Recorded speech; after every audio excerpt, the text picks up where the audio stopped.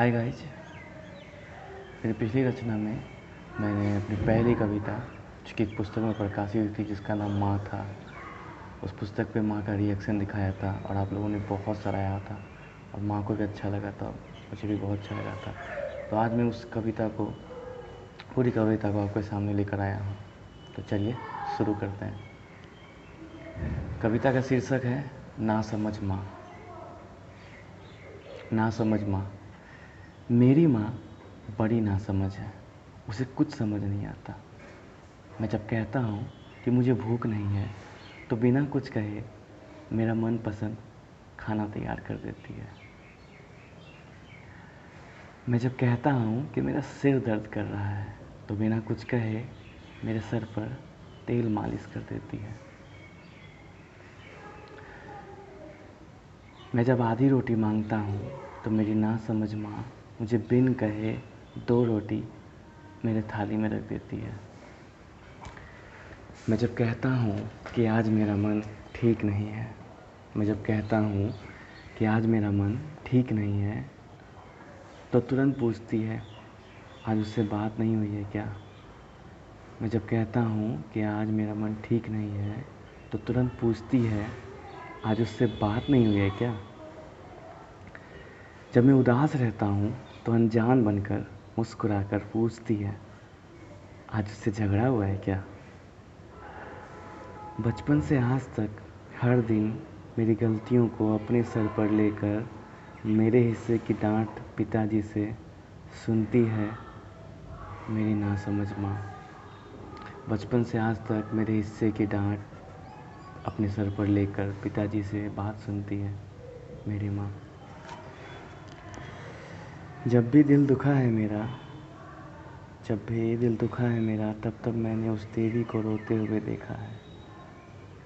जब भी बेचैन हुआ हूँ मैं, मेरी नासमझ माँ की नींद गायब हो जाती थी। ठोकर मुझे लगती थी, संभल मेरी माँ जाती थी और हर बार मुझे सही रास्ता दिखाती थी। ठोकर मुझे लगती थी, संभल मेरी माँ जाती थी और हर बार मुझे सही रास्ता दिखाती थी। जब कभी भी मैं कहीं दूर जाता था तो हर बार एक बच्चे की तरह मुझे फ़ोन करके मेरा हाल पूछती थी मेरी ममतामयी नासमझ माँ, मेरी ममतामयी नासमझ माँ। जब तक पता नहीं चलता था उसे मेरी सलामती का, कि जब तक पता नहीं चलता था उसे मेरी सलामती का तब तक बेचैन रही थी, तब तक बेचैन रहती थी सहृदयता की प्रतिमूर्ति मेरी माँ। तब तक बेचैन रहती थी सहृदयता की मूर्ति मेरी माँ। जब भी दिल टूटा है मेरा, देकर धीरज, साहस, ताकत और दिलासा, जिसने मुझे फिर से लड़ना सिखाया, जिसने मुझे फिर से लड़ने के लिए खड़ा किया, वो है मेरी बहादुर माँ। जिसने मुझे फिर से लड़ने के लिए खड़ा किया है वो है मेरी बहादुर माँ। यूँ तो कभी कह नहीं पाता, यूँ तो कभी कह पाता नहीं, लेकिन हकीकत तो ये है कि मेरी माँ ने अपने खून से सींचकर मेरा पौरुष और व्यक्तित्व बनाया है। बात है ये सबको पता, लेकिन पता नहीं क्यों भूल जाते हैं सबकी भगवान ने अपने हिस्से को माँ का ममतामयी रूप देकर इस धरती पर भेजा है। भगवान ने अपने हिस्से को माँ का ममतामयी रूप देकर इस धरती पर भेजा है और हमने उनके वरदान को माँ के रूप में पाया है और हमने उनके वरदान को माँ के रूप में पाया है। उसकी नासमझी के जितने किस्से सुनाऊं कम है, उसके नासमझी के जितने किस्से सुनाऊं कम है। मैंने उसे तकलीफ़ दी, मुझे हर उस बात का गम है और याद करके बचपन की बचकानी हरकतें, और याद करके बचपन की बचकानी हरकतें मेरा दिल भर आया है। क्या सच में मेरी माँ नासमझ है या मुझे अब तक इस बात की नहीं समझ है। और इसी नासमझी में कई बार मैंने उस देवी रूपी माँ को न चाहते हुए भी रुलाया है। और इसी नासमझी की वजह से उस ममतामयी देवी को मैंने न चाहते हुए भी कई बार रुलाया है, कई बार रुलाया है।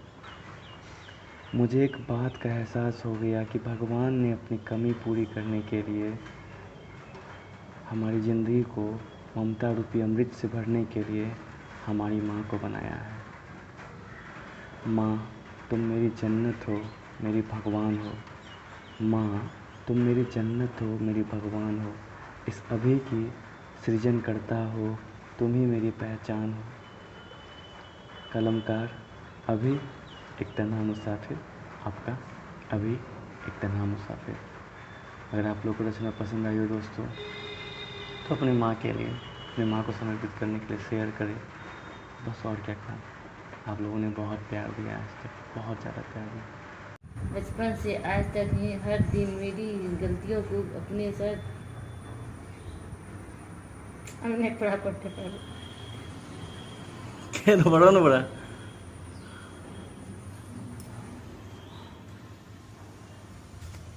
अभी तो 1 बजे, कितना आना बाकी है ऐसे। थोड़े এখন দেখি না খানা খিদা লাগলে খানা আচ্ছা ঠিক আছে, কেমন লাগছে তোমাকে? ভালো লাগছে। এখানে দেখো না কেমন লাগছে। ভালো লাগছে। এটা